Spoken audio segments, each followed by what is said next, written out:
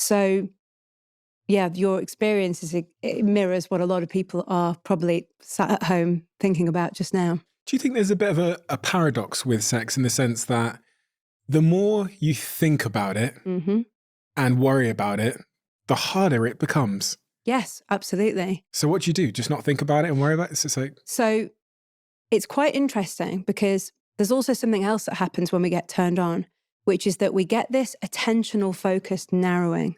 So one of the features of physiological arousal, so when blood flows around the body, particularly to the genitals, is that we know it kind of sharpens our attention. It makes us basically want to block out the rest of the world. And I'm sure we've all had experiences when we've been completely in the moment during sex, when we've not thought about a single other thing that might be happening around us. So that attentional narrowing is great, unless your attention has been hijacked by a worry, because then you get attentional narrowing on the worry. And what happens when we worry about something is that it interferes with sexual response in two main ways.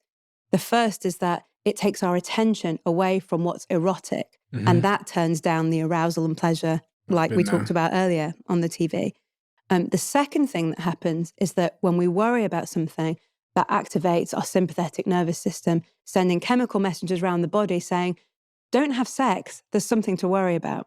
You know, it can't tell the difference between a modern day worry like this email has come through that's ruined my day versus, you know, a saber-toothed tiger has just walked in. You know, our brains are still primitive in that regard.